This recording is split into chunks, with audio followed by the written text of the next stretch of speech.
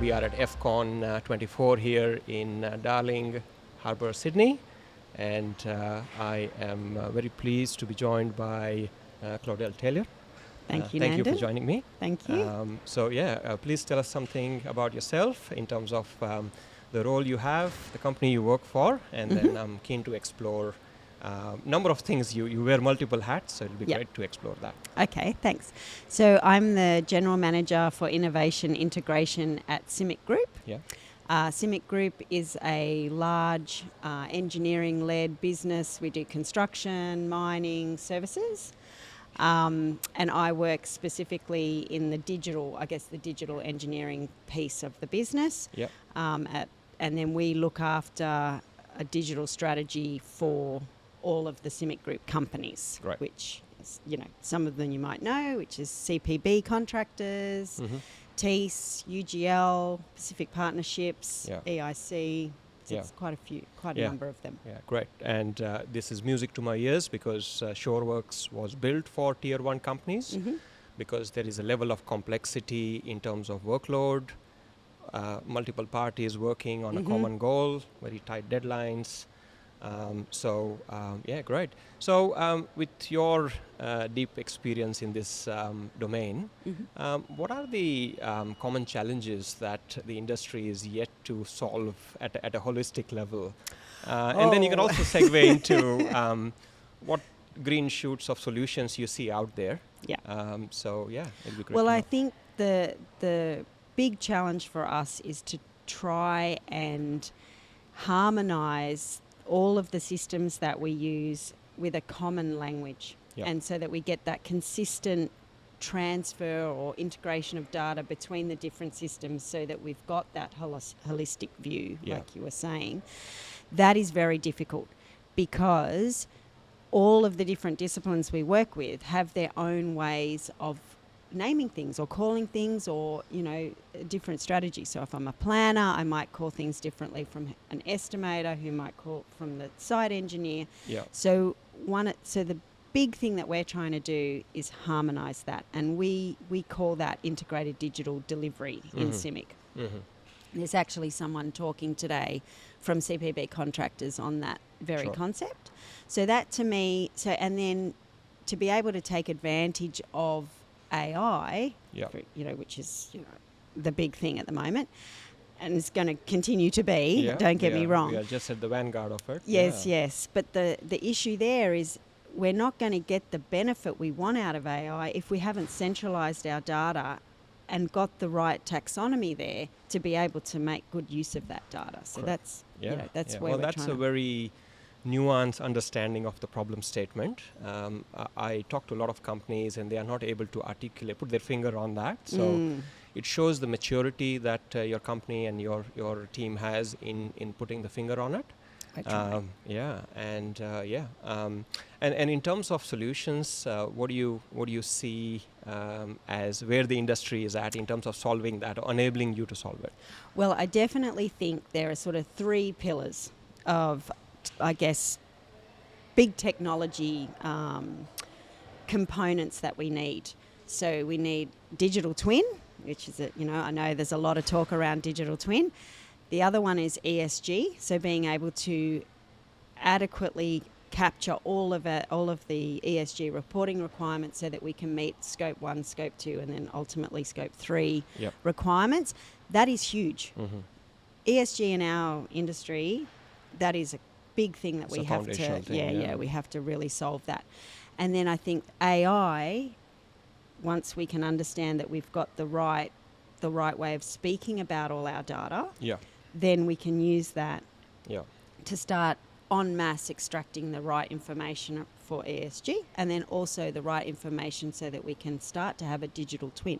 So digital twin means a lot of things to a lot of people, as you know, but we want to have a way that we can, isolate those, I guess, processes that we can just use. How do I say it? So if I can take a workflow, make that a digital workflow, and then use the AI to start making some predictions about that flow. some conditions-based decisions. Yeah, that, so yeah. it'll start to say, oh, you know, your threshold for a particular process is this. You're outside the threshold. Yes. These are the reasons you might be outside the threshold, and this Yeah. is what you could do Great. to fix that. Yeah, yeah. Not So- just follow the bouncing ball, but actually make some intelligent recommendations that Correct. are valuable to the process. That's right. Yeah, So that's, you know, and that's that's a huge. big thing. Yeah, yeah, yeah. It's by no means, I mean, we can talk about it, but it's a huge thing. Yeah. But that's for me, that's where Yeah, our yeah. industry needs to go. Great. And the other thing I noticed in your introduction is that the digital engineering team itself shows that the company has the maturity to have this group invest in it and be that conduit between the requirements on the ground as well as what IT may need in terms of checking the boxes, Yes. security and data Yes. and all that. Yes. So how do you, in the back end, how do you ensure that when you do have a solution that is fit for purpose, that you are able to communicate the benefits of that back to the execs and different geographies so that a project running in Perth and project running in Sydney or Singapore has got the same access to knowledge and technology? Yeah, so one of the roles that I have in CIMIC and also working for the IT team Yeah. is that we basically say innovation is at the front end, Yeah. and then I work with the digital transformation team and the digital operations team that are also in IT. So we have a collaborative group where all of our operating companies come. So there's a representative from each of them. Yes. And I forgot to mention Leighton Asia is one of those companies as well. Yep. And then so we meet monthly and we talk about, so everyone has to do a business case if they want to do an innovation. All of us know about that business case all at once. Yep. We say, you know, oh, that looks like a great idea. That looks like it could be transferable to other parts of the business. That's what we're looking for, even though I know sometimes it could be business specific. Yeah. But we're definitely looking for that. And then we all share each other's innovation roadmaps and we know what's going on. When the innovation gets to the point where we want to run it in production, then we have a handover process to the digital transformation team, Right. and they take the innovation and then they run through all their checks. Is it secure? You know, is Yep. it, how can I So you scale got a proper it? process You to know, productionize all that it. stuff. Yeah. So it's not like, so they're they have an understanding of things that are coming down the pipeline, Yep. but then and they're ready. We've done some very preliminary, I guess, checks at the start to say, okay, well, the data's not going to be stored in, I don't know, somewhere not savoury Not in to Australia, the company. for example, yeah. And then by the time it gets to that production piece, then we do have a bit more rigour around that. Yeah. But then we know, you know, the innovation has been through all those checks and balances, something that can be used by the whole group Great. or parts of the group. Yeah. It sounds like you guys have worked hard and deliberately to break down the silos between different business units. Yes. And there is a considered process from ideation through to productionization. Yes. So that's great. Very advanced in your maturity in terms of adopting new technologies. It took a long time. Don't get me wrong. Yes. Yeah. And that's a good segue into new talent coming into the industry. And it's great that CIMIC Group is embracing digital, perhaps digital first. Yeah. And that is really good news for new entrants, civil engineers, etc., coming into, because we owe it to them, the digital natives, to give them tools where they are focused on the what and the why rather than the how. So I would love for you to, given your experience and your leadership, to say something about the new entrants into the industry and why this industry could be a very rewarding industry for decades to come. Yeah, look, I do. And I often think about that as well. I often think about, well, what would entice someone that's going to go to university or, just about to finish their school? What is it about construction or mining or services that would, encourage them to join our organisation?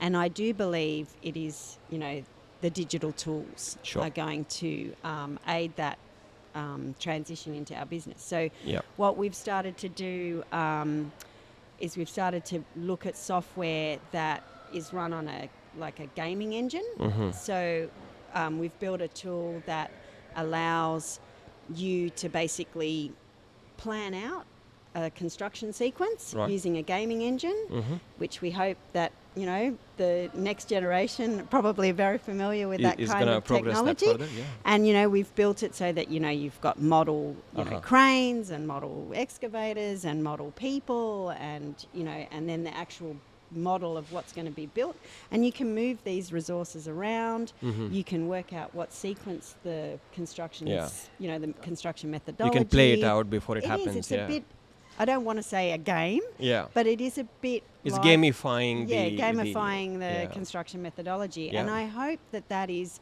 interesting for, you know, young engineers or young people that want to come and work on the construction sites to know that they've got the physical work they need to do, but also that they can use these digital tools. It's a mentally stimulating thing in terms of working at the vanguard of these things. Great.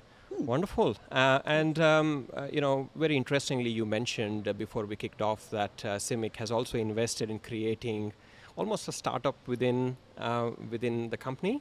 Please tell us more about that. Oh, yeah. So one of our innovations was to form like a completely separate organisation called IDD Tech, and IDD stands for Integrated Digital Delivery. And we started to look at, well, what software have we built in CIMIC that potentially could be commercialised, which we had some things. So we basically pulled together all of those teams, put them into this external company, and then we said to ourselves, okay, whatever we can, you know, whatever revenue we can generate with these existing commercial products, we would use that to reinvest in ourselves so that we could innovate, keep progressing, in new products. So that's the whole premise. And, you know, as we were saying before, because we've got access to all of the SMEs we could ever need access to, we know that we're hitting the mark because those people, those projects are saying, this is what we need. What you put forward is valuable. Right. Yeah, they validate wonderful. That. Now that's that is very good to know in terms of how mature and considered the processes and the entrepreneurial spirit within the company. We wish you all the best, and thank you so much for giving us your time. Thank you for having me. Thank you.